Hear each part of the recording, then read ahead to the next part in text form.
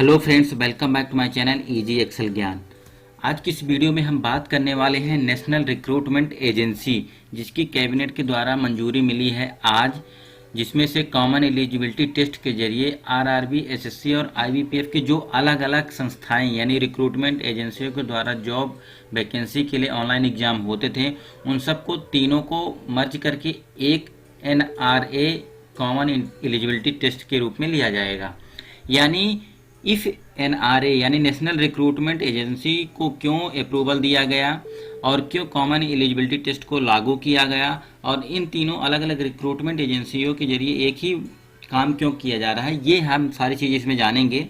सभी कैंडिडेट को ये समस्याएं होती हैं जब वो किसी भी जॉब की तैयारी करते हैं, क्योंकि सेंट्रल गवर्नमेंट की कोई भी जॉब हो या कोई अन्य जॉब हो जिसके लिए कोई भी कैंडिडेट तैयारी करता है, तो पूरे भारत में अभी भी ऐसी स्थिति है कि कम से कम 20 रिक्रूटमेंट एजेंसियां भर्ती करती हैं, जिसमें से होता क्या है कि अलग अलग एजेंसियों के द्वारा अलग अलग समय पर, अलग अलग लोकेशन पर, अलग अलग फी स्ट्रक्चर के साथ साथ और अलग अलग सिलेबस के साथ सारे एग्जाम हेल्ड होते हैं, जिसके लिए कैंडिडेट यदि एक तरह चाहे कि भर दे किसी भी फॉर्म को तो वो किसी तरह फॉर्म भर देता है। लेकिन अलग अलग रिक्रूटमेंट एजेंसी का मतलब यहाँ पर ये हो रहा है कि जो ऑनलाइन एग्जाम लेते हैं, चाहे वो आरआरबी, रेलवे रिक्रूटमेंट बोर्ड हो, स्टाफ सिलेक्शन कमीशन हो या इंटर बैंकिंग पर्सनल सिलेक्शन हो यानी आईबीपीएफ, इसके अलावा और भी 17 रिक्रूटमेंट एजेंसीज हैं जो लेती हैं इस तरह के एग्जाम।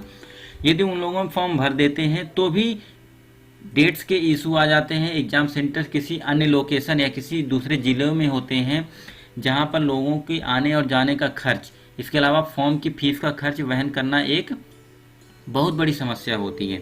ये मेजर इशू हैं जिस पे इस बात को ध्यान रखा जाएगा। इसके अलावा लड़के तो किसी तरह से चले जाते हैं दूसरी लोकेशंस पर, लेकिन लड़कियां यानी महिलाएं उम्मीदवार दूसरी जगह जाने में, उनके साथ भी जाने वालों का भी खर्च, आने में भी खर्च, सारी समस्याएं होती हैं। साथ साथ गांव के गरीब लोग या फिर गांव के पुअर कैंडिडेट जो किसी तरह तैयारी करते हैं और फिर इस तरह के झमेलों में फंस के रह जाते हैं, सभी को जो है दूर करने के लिए भर्ती सुधार किया गया है। अभी 3 रिक्रूटमेंट एजेंसी आरआरबी, एसएससी और आईबीपीएफ में ये लागू किया है। एक पूरी तरह से रिफॉर्म है, इसमें कैबिनेट अप्रूवल दे दिया गया है। 1517 करोड़ का अमाउंट भी सैंक्शन किया गया है इस रिक्रूटमेंट के लिए। अब इसमें होगा क्या, इसके लिए डायरेक्ट चलते हैं NarendraModi.in वेबसाइट पे, जहाँ पर पूरी डिटेल दी गई है। यहाँ पर हम आ चुके हैं मेन वेबसाइट पे। यहाँ पर आप पढ़ सकते हो, इसकी लिंक भी दे दूंगा डिस्क्रिप्शन में, इंग्लिश में भी है या इसे ट्रांसलेट करके आप हिंदी में भी पढ़ सकते हो, तो कोई समस्या नहीं है। सबसे बड़े इसके फायदे हम बात करेंगे, क्योंकि हमने कमियां बताई कि क्या कमियां रहती थी जिस कारण से कैंडिडेट आ नहीं पाते थे। गाँवों में के कैंडिडेट शहरों में नहीं आ सकते थे, अलग अलग लोकेशन पर रहने के लिए, आने जाने के लिए खर्चे, महिला उम्मीदवार की सिक्योरिटी के इशू, सेम खर्चों के इशू, और वैलिडिटी भी अलग होती थी। अलग अलग रिक्रूटमेंट एजेंसी के द्वारा ये एग्जाम होते थे तो अलग अलग फीस फॉर्म भी लगता था। लेकिन इन सब को हटा करके क्या किया गया, परीक्षा केंद्र अब इन्होंने ये स्कोर किया हुआ है कि कम से कम हर एक जिले में एक ऑनलाइन सेंटर तो होगा ही रिक्रूटमेंट फॉर्म, जहाँ पर सभी के एग्जाम्स होंगे।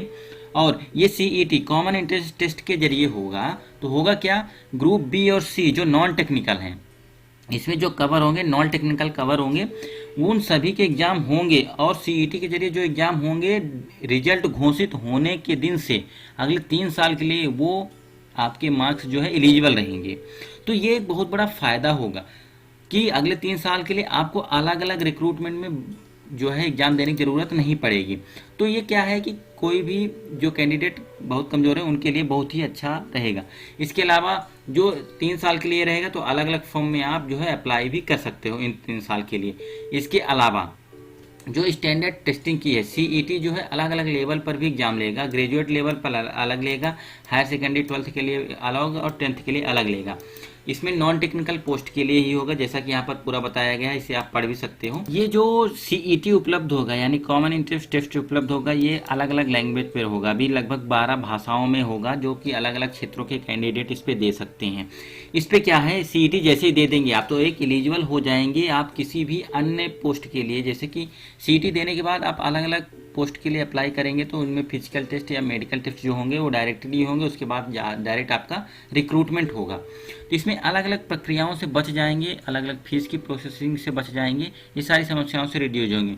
तो ये बहुत बढ़िया कदम है। अब बात आती है कि जॉब क्रिएट करने की, तो जॉब क्रिएशन पर भी ध्यान दिया जाएगा। ये मुझे लगता है मेरे हिसाब से कि ये एक अच्छा शुभ संकेत है कि अब मोदी गवर्नमेंट जॉब सीकर्स को ध्यान दे रही है और जॉब क्रिएशन की ओर ले जा रही है।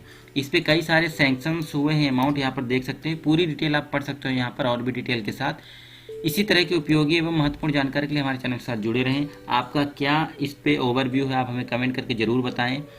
मिलते हैं नई वीडियो में नई जानकारी के साथ, तब तक के लिए धन्यवाद। जय हिंद।